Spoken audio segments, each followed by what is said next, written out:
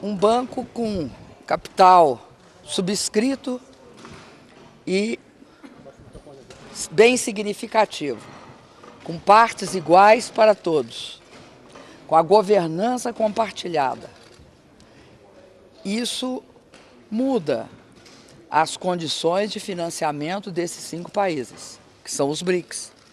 E isso não é satisfatório, além de um acordo contingente de reservas de 100 bilhões, eu acho que tem de olhar com uma perspectiva mais séria e de médio e longo prazo para isso que ocorreu ontem lá em Fortaleza. Acho que é extremamente relevante para esses 5 países, extremamente.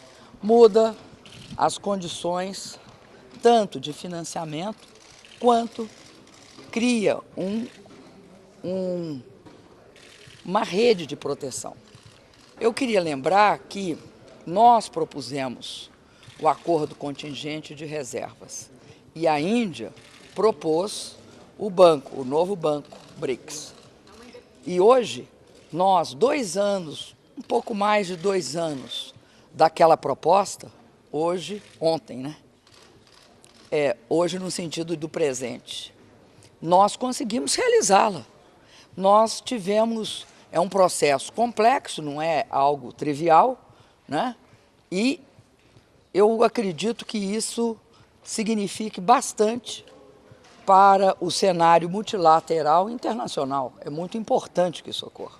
Como vai ser também essa relação que nós vamos estabelecer, a exemplo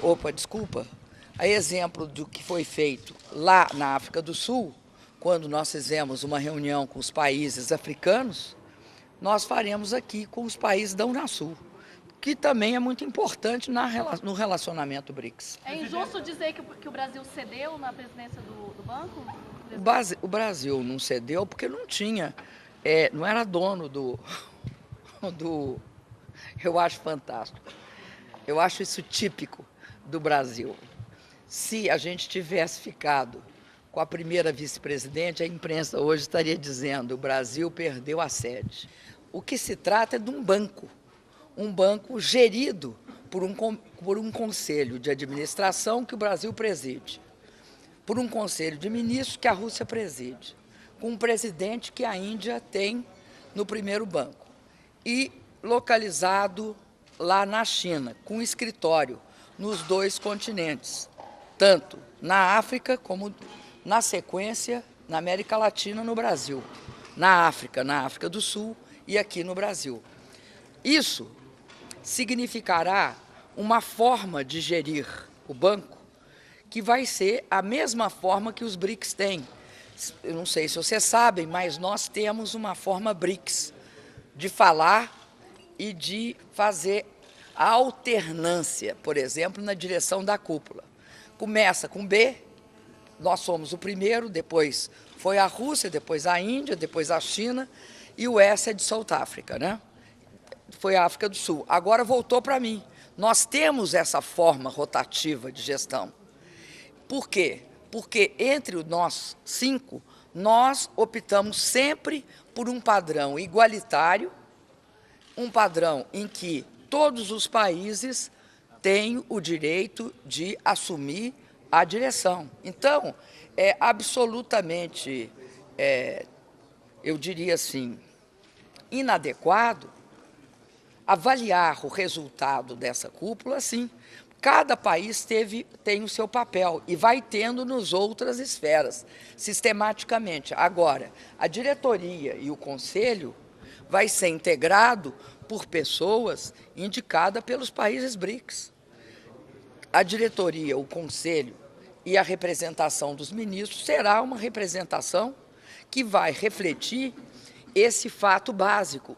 O banco é um banco que não tem um país com um poder acionário maior que outro.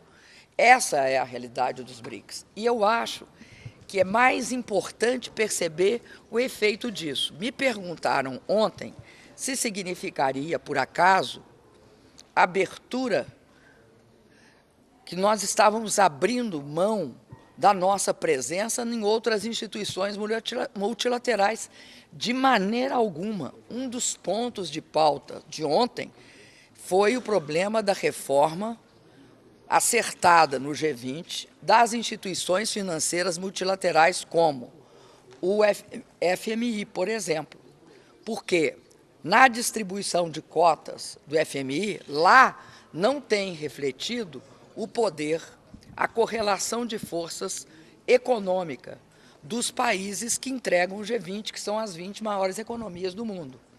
O que nós reivindicamos, por exemplo, no FMI, é que haja aquilo que foi acertado quando da criação do G20 e toda a reação diante da crise de 2007 e 2008, foi acertado que haveria essa adequação.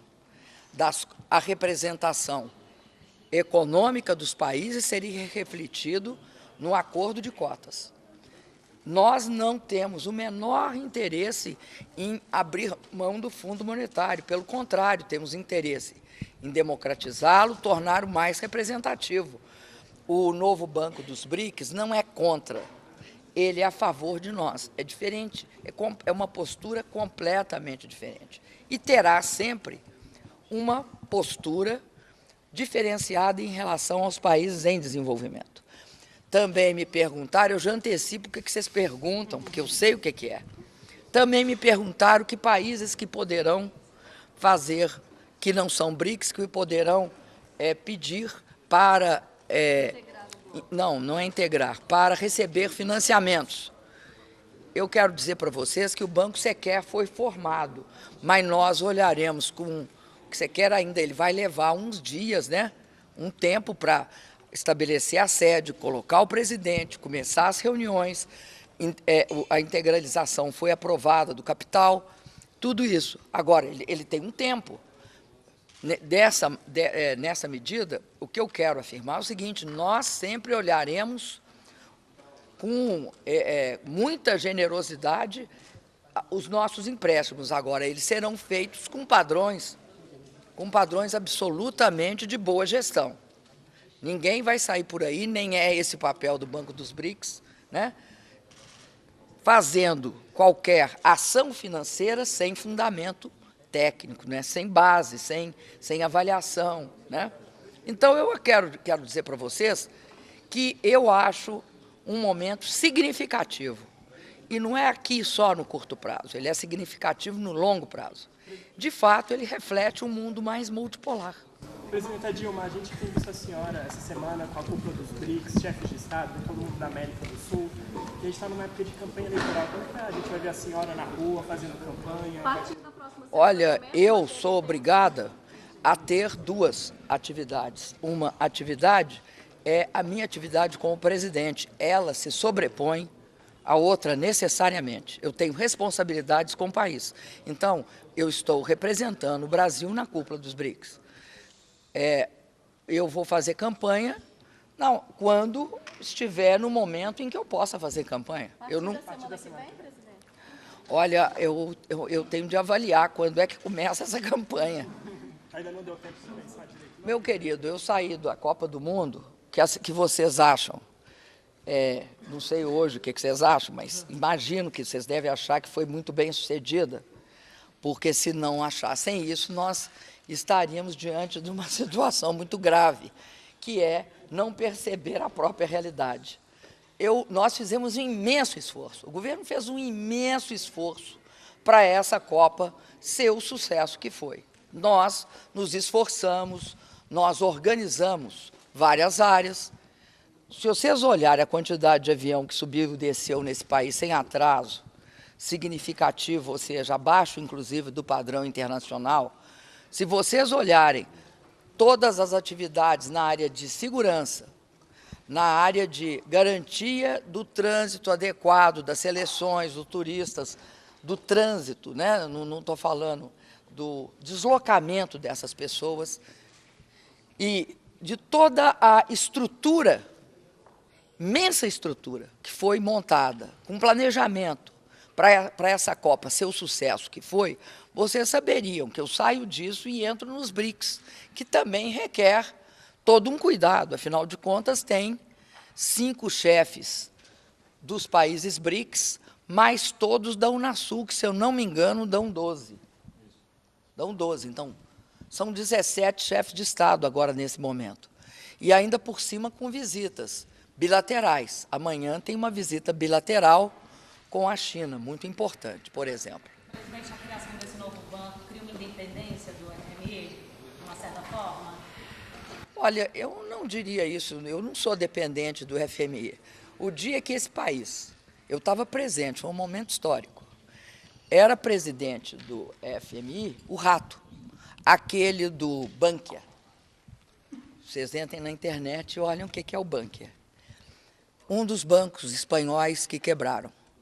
Ele era presidente do FMI quando o governo brasileiro pagou a nossa dívida. A partir desse momento, nós nunca mais dependemos do FMI. O FMI nunca mais dirigiu a política brasileira. A nossa relação com o FMI passou de relação devedora para credora. Diante da crise, em 2008, 9, 10 e mesmo no nosso período 11, 12, nós contribuímos com recursos para estabilizar algumas situações. Queria lembrar vocês lembram do guarda, chama firewall, aquela proteção que se queria criar para evitar que a crise do euro se aprofundasse. Nós contribuímos. Então, a nossa relação com o FMI há muito tempo é uma relação de independência. Nós, em relação ao FMI, temos reivindicações, como eu expliquei, de mudança na distribuição de cotas. Dependência, jamais.